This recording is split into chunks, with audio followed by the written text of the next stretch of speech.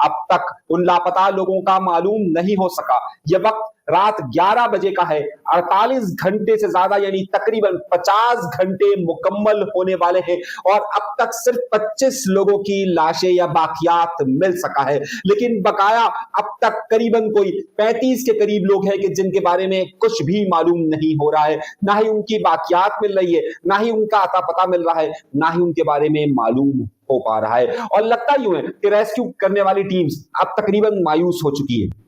आज सिंध असेंबली के इजलास जब शुरू हुआ तो उस इजलास के अंदर एक बड़ा ही अहम मामला देखा गया। एमक्यूएम और पीएसपी का वो विंग जो आमतौर पर एक दूसरे से अलहदा रहता है, लेकिन आज इजलास शुरू होने से पहले एक ही नुक्ते पर रहा और उन सब का कहना यह था कि शदीद एहतजाज किया जाएगा और यह एहतजाज करके वॉकआउट किया जाएगा। लेकिन इस एहतजाज के अंदर शक्ल उस वक्त बदल गई कि जब सिंध असेंबली का इजलास शुरू हुआ और इजलास शुरू होते ही एमक्यूएम, पीएसपी और उसके साथ साथ तहरीके इंसाफ और जमात इस्लामी के लोग यानी कि अपोजिशन के लोग जब वहां पहुंचे तो इससे सिंध असेंबली के स्पीकर जो इस वक्त फराइज अंजाम दे रहे थे, डिप्टी स्पीकर, उनसे कहा गया कि जनाब पहले दुआ करवाई जाए। उन्होंने दुआ करवाई, लेकिन उसके बाद मामला यह हुआ कि सिंध एमक्यूएम के लोगों ने कहा कि उन्हें बोलने का मौका दिया जाए, मगर एक बार फिर जानिबदार रहे और सिंध असेंबली के अंदर सईद गनी को बोलने का मौका दिया गया। हैरत अंगेज तौर पर वो तमाम लोग के जो इस सारे मामले के अंदर शामिल तफ्तीश होने चाहिए यानी कि वजीरे बल्दियात नासिर हुसैन शाह असेंबली के अंदर मौजूद नहीं थे। अगर तकरीर ही करने देनी थी तो उन्हें करने देनी थी, लेकिन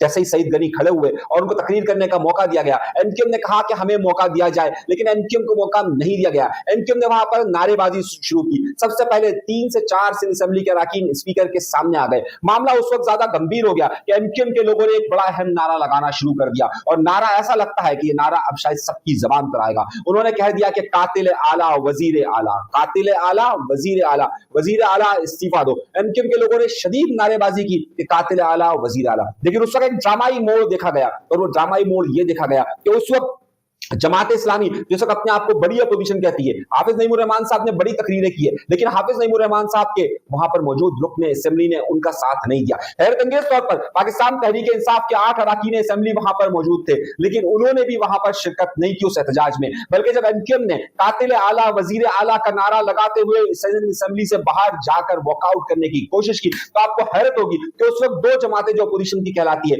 यानी कि जमात इस्लामी और तहरीक इंसाफ ने सिंध असेंबली के अंदर बैठना ही मुनासिब समझा और फिर जाहिर है आपने उस वक्त पाकिस्तान पीपल्स पार्टी का सपोर्ट कर दी, पाकिस्तान पीपल्स पार्टी का हमायत में ही बात करनी थी। तो उसके बाद हुआ ये कि असेंबली के स्पीकर जिन्होंने सिर्फ सईद गनी को मौका दिया था और एमक्यूएम को बात करने का मौका नहीं दिया जा रहा था, वहां पर फिर उन्होंने जमात इस्लामी के रुकन फारूक साहब को ये कहा कि वो बात करें। अब जाहिर सी बात है उन्होंने वो बात की और उसके साथ साथ फिर तहरीक इंसाफ के हैदराबाद से रुकने असेंबली जो राजपूत साहब हैं उन्होंने वहां पर बात की और आखिर में सैयद सरदार शाह ने बात की। आप ये देखिए कि अपोजिशन जिसे एक नुक्ते पर जमा होना चाहिए था वहां पर आपको वाजे हो गया कि तहरीक इंसाफ ने क्या खास तौर पर इसीलिए अब तक पाकिस्तान पीपल्स पार्टी के खिलाफ वॉकआउट और एहतजाज नहीं किया क्योंकि उनके बहुत सारे लोग यहां पर से आए हुए थे और शायद इसी वजह से उन्होंने एहतजाज को उस तरीके से रंग नहीं दिया कि पाकिस्तान पीपल्स पार्टी ने अब तक यहां पर मौजूद उन अपोजिशन के लोगों को, जिसमें चाहे महमूद खान अचकजई हो या फिर दीगर लोग हो, उन सबको यहां पर फैसिलिटेट किया हुआ है। शायद इसीलिए पाकिस्तान पीपल्स पार्टी का एहतजाज उस तरीके से नहीं है। सिवाय इनके हलीम आदिल शेख और अचकजई साहब वहां पर गए और जाकर उन्होंने जो बातें कही है वो भी आपके सामने मौजूद है। लेकिन नुकता यह कि क्या एमक्यूएम वाकई में बहुत बड़े एहतजाज की तरफ जा रही है या नहीं जा रही है, या फिर एमक्यूएम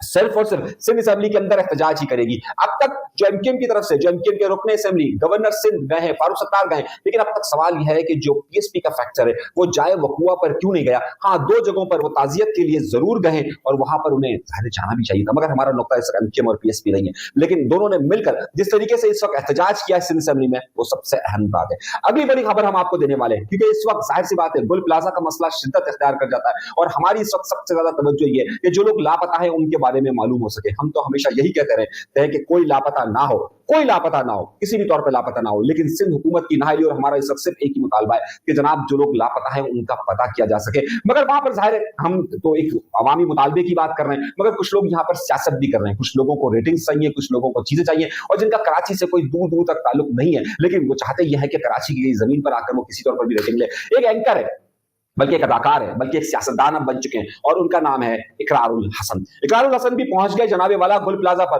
उन्होंने वहां खड़े होकर मोबाइलों की गूंज में, मोबाइल पुलिस मोबाइल नहीं, मोबाइल कैमरों की गूंज में जोरदार तकरीर की। वहां पर पाकिस्तान पीपल्स पार्टी के कुछ मकामी लोग आ गए, उनके दरमियान उनकी तकरार हुई, तकरार को हाथापाई तक ले जाने की कोशिश हुई। और शायद इकरारुल हसन साहब ये समझ रहे हैं कि अब भी वो टीवी चैनल के एंकर हैं और उनके पास वो तमाम कैमरों की फैसिलिटीज मौजूद है। लेकिन बहरहाल अच्छा हुआ कि वो वहां से चले गए। अगर ज्यादा मामला होता तो शायद उनके लिए मुनासिब नहीं होता, और शायद वो भी ये चाहते हो कि जाहिर मार टाई हो तो फिर रेटिंग्स का भी सवाल हो। मगर इकरारुल हसन साहब भी यहां पर आए, जोरदार तकरीर की, काफी झड़पें इनके दरमियान हुई। कुछ झड़पों के शॉट्स में आपको दिखा देता हूं, ज्यादा नहीं दिखा सकूंगा, जाहिर कॉपीराइट्स का इशू होता है। तो बहुत सारे लोग यहां पर आए। अब मामला क्या हो रहा है? मामला ये हो रहा है कि अब तक जिस तरीके से मैंने आपसे कहा कि 48 घंटे से ज्यादा, बल्कि आप यूं समझिए कि 50 घंटे तकरीबन मुकम्मल हो चुके हैं। जब मैं वीडियो अपलोड करूंगा तो रात के 12 बजेंगे और इस वाकये को पूरे 50 घंटे हो चुके होंगे। लेकिन अब तक उन 50 लोगों के बारे में मालूमात नहीं मिल सकी है। सिंध की इंतजामिया और फायर ब्रिगेड का अमला और रेस्क्यू का अमला अभी तक उन लोगों की जांच नहीं कर सका है। हैरत अंगेज तौर पर वहां पर कुछ ऐसे थर्मल कैमरों का इस्तेमाल किया जा रहा है कि जिनकी बुनियाद पर मालूम किया सके। मगर आपको हैरत होगी कि सिंध हुकूमत जिस बात का दावा ये करती है कि सबसे ज्यादा वो फैसिलिटीज देती है हेल्थ के मुतालिक, यहाँ पर कोई फॉरेंसिक की लैब भी मौजूद नहीं है, यानी कि जो कि